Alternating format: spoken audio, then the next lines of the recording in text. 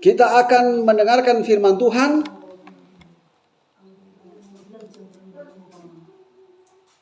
Roma pasal 6 ayatnya yang ke 23. Sebab upah dosa ialah maut, tetapi karunia Allah ialah hidup yang kekal dalam Kristus Yesus. Silakan duduk.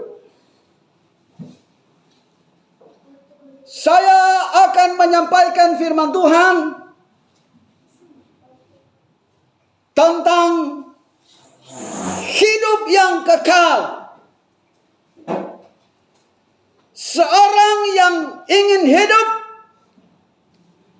adalah seorang yang terkait di dalam Kristus.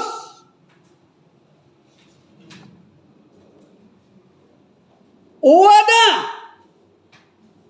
keterkaitan kita memiliki pengorbanan. Apa yang dimaksudkan pengorbanan? Pengorbanan sesuatu yang kita berikan kepada Allah agar Allah bersukacita dalam hidup kita. Pengorbanan yang terutama adalah sikap hidup kita berkenan kepada Allah. Pengorbanan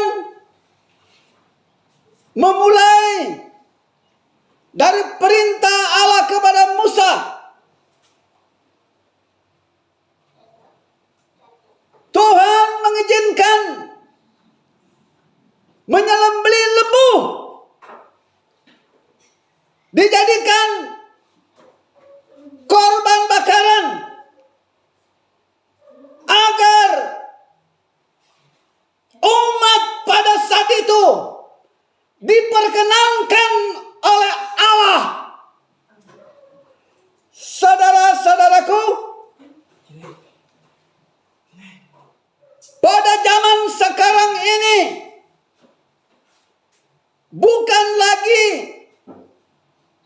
Tuhan memperkenankan korban terhadap lembu, tetapi Kristus Yesus telah menanggungnya. Yesus Kristus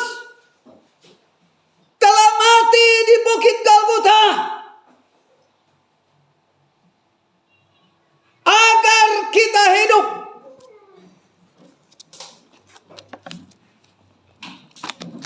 Kita akan baca firman Tuhan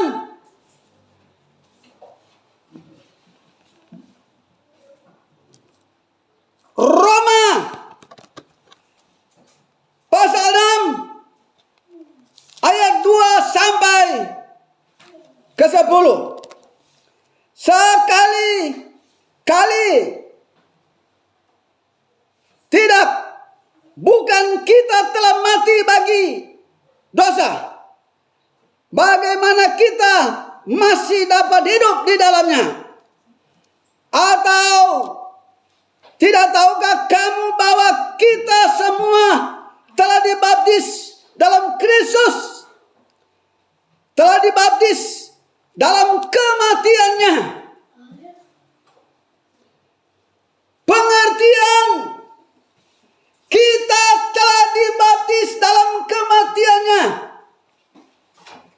Diri manusia telah disekutukan dengan kematian Kristus Yesus, sehingga kita dibaptis dalam kematiannya untuk pengampunan dosa kita.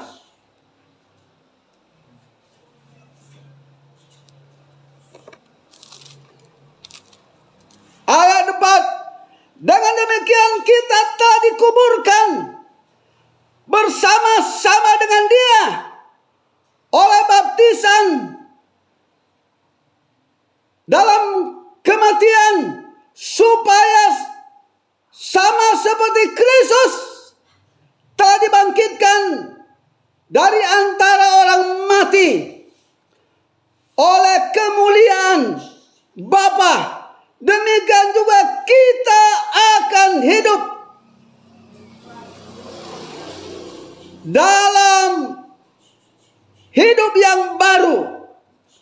Sebab jika kita telah menjadi satu dengan apa yang sama dengan kematiannya, kita juga akan menjadi satu dengan apa yang sama dengan kebangkitannya. Yesus Kristus, oknum ilahi yang tak berdosa. Dalam kitab Lukas disebutkan Kristus Yesus menyerahkan nyawanya. Arti dalam bahasa asli firman Tuhan ini, Roh Kristus yang dikuasai oleh Roh Allah keluar dari raganya. Ini menunjukkan keilahian, ketuhanan Yesus tidak dapat dikalahkan oleh maut. Tetapi tubuh raga kemanusiaan yang mati untuk menunjukkan kepada dunia lewat kematiannya ada pengampunan dosa. Kita telah disekutukan dengan kematiannya. Kita telah dibaptis dengan kematiannya, agar jalan kita, hidup kita mulus ke sorga. Karena ketika kita disekutukan dengan Dia, maka dosa telah dihapus dan dosa tidak bisa berkutik lagi. Oleh karena dosa telah dihapus, maka selayaknya orang-orang yang setia kepada Allah dan tidak kembali melakukan dosa. Sebab dalam kitab Wahyu pasal 22 ayat 12, Tuhan datang memberikan upahnya berdasarkan perbuatan yang kita telah lakukan.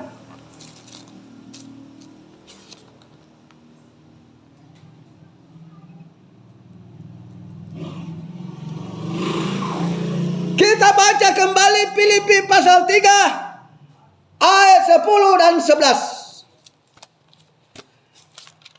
Kalau ada seorang yang telah menemukannya, tolong membantu saya. Filipi 3 ayat 11. 10 dan 11. Firman Tuhan, yang kuhendaki ialah mengenal Dia dan kuasa kebangkitannya dan persekutuan dalam penderitaannya, di mana aku menjadi serupa dengan Dia dalam kematiannya. 11. Supaya aku akhirnya beroleh kebangkitan dari antara orang mati.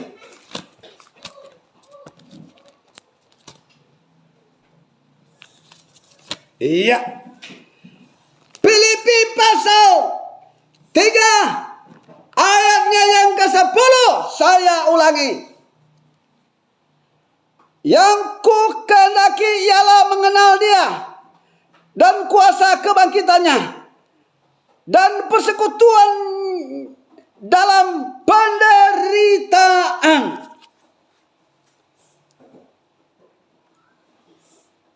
Penyaliban dan kematian Yesus adalah fakta, serta segala aspek kehidupan kita telah tersurat di sana. Segala langkah-langkah kita tidak dapat dipisahkan dengan kematian Kristus Yesus. Kalau Kristus Yesus pernah ada dan disalib,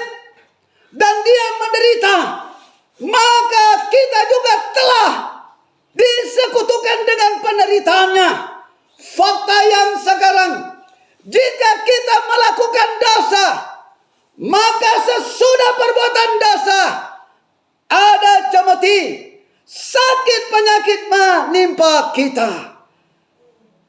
Saat itu penderitaan menunjukkan penebusan individual.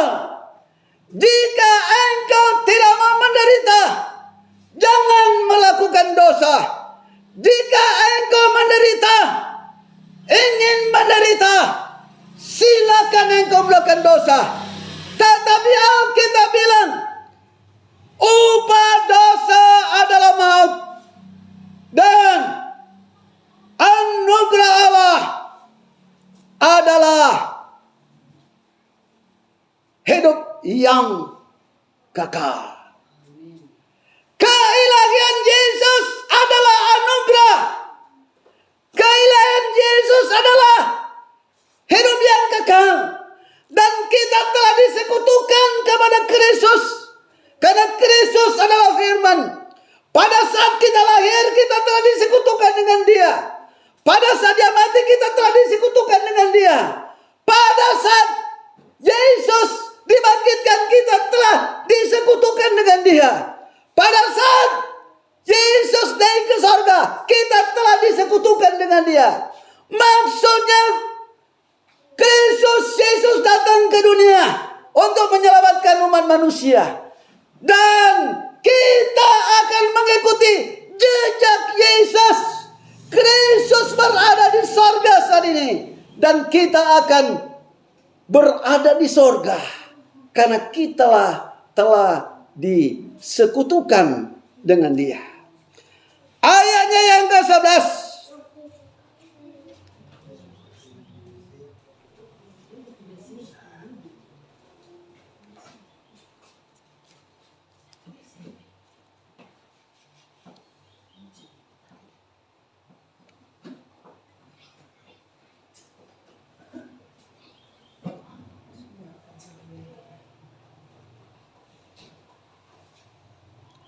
Oke, kita baca dari ayat yang ke-10 bagian B.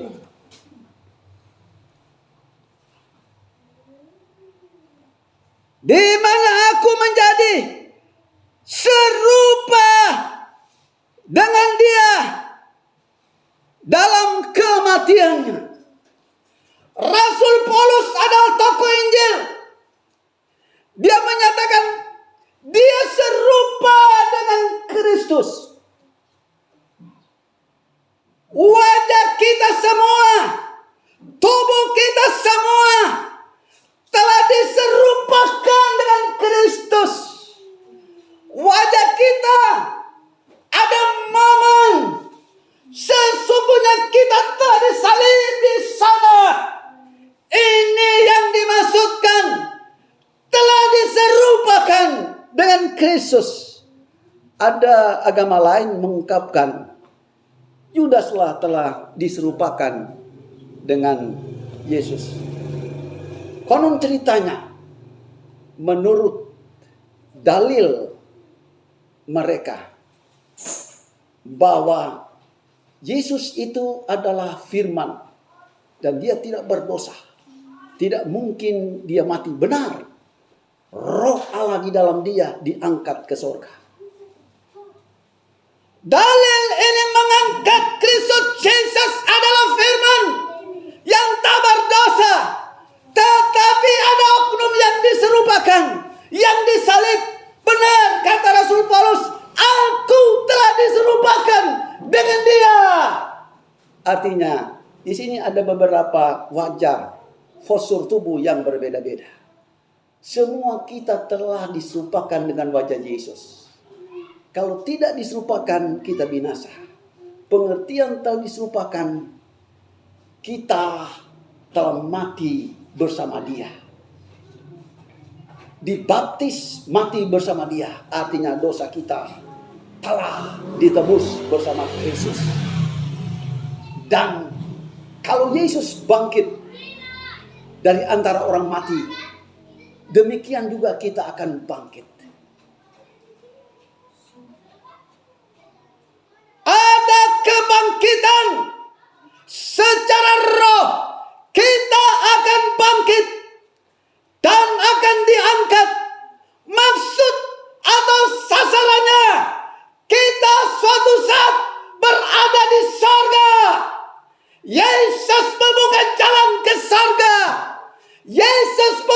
sorga. Yesus adalah pemilik sorga.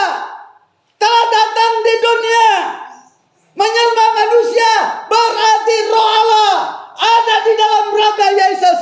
Dan dia adalah firman. Apa yang dia sampaikan adalah perkataan Allah dan Allah sendiri. Sekali lagi, roh Allah di dalam dia. Dan apa yang dia sampaikan itu berasal dari Allah. Dan itu adalah Allah. Dan ini yang dilihat oleh sahabat kita yang menamakan diri Kristen dan Nasrani. Yesus berbicara, akulah pokok anggur yang benar. Yesus berbicara, akulah gembala yang baik. Siapa yang dapat membantah bahwa itu bukan Tuhan? Siapa yang dapat membantah itu bukan Allah? Saudaraku, Kristus Yesus nampak sesudah dia pergi ke surga. Sebelum itu dia disebut Yesus. Tetapi setelah dia naik ke surga, dia disebut Kristus. Kristus artinya roh Allah ada di dalam diri kita. Itu yang disebut yang diurapi. Kita telah mati dalam kematiannya. Artinya kedagingan kita tidak berkutik lagi. Dosa dan kelemahan kita tidak nampak. Yang nampak adalah rohani kita yang telah menyatu dengan roh Kristus yang ada di dalam Allah. Kolose 3 ayat 3. Kalau roh kita telah menyatu dengan roh Kristus, maka kemanusiaan kita tidak kelihatan. Dosa kita tidak nampak. Yang nampak adalah perbuatan-perbuatan yang baik yang dilakukan oleh Kristus. Kristus di dalam Allah. Maksudnya Allah bersuara, Allah yang mengendalikan, Allah yang menentukan keselamatan dalam Kristus. Dan Kristus itu ada di dalam diri kita. Itulah hidup yang kekal. Saudara-saudaraku, mari kita menyimak firman Tuhan ini. Jangan kita melihat apa yang dikatakan oleh orang, tetapi kita mendengar apa yang Tuhan katakan. Dunia ini menuntut dengan keindahannya, dan dunia menuntut agar kita bersama-sama dan jatuh dengan kemewahan dunia. Tetapi Tuhan menuntut kita menderita bersama Dia. Amin. Menderita bersama Dia artinya kita mengekang semua keinginan-keinginan daging, menolak dosa, dan menampilkan wibawa Kristus. Kalau kita berada dalam Kristus, maka kita berada pada wibawa Kristus. Roh Kristuslah yang menyertai kita. Roh Kristuslah yang membebaskan kita. Sehingga kita berada pada hukum roh, bukan lagi hukum tertulis. Hukum roh artinya roh Kristus ada di dalam diri kita. Ada pandangan bahwa roh Kristus itu adalah malaikat. Ya, malaikat itu juga adalah roh. Ya, kita tidak perlu menolak perbedaan.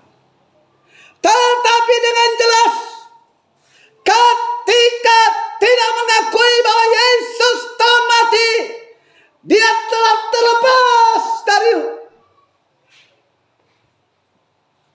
anugerah Allah.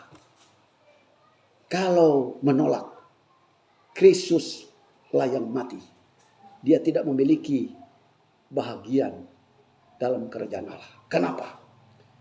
Karena Penyaliban artinya mematikan daging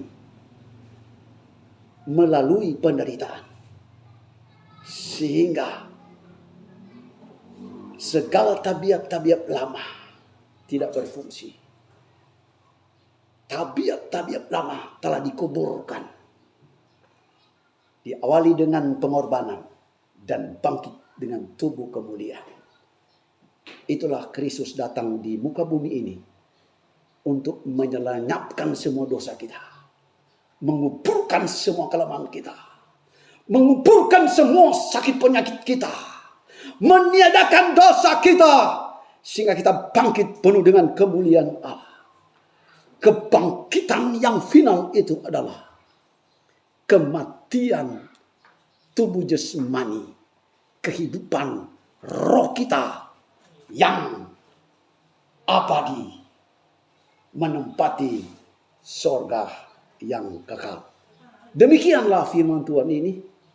Saya serahkan kepada wakil gembala.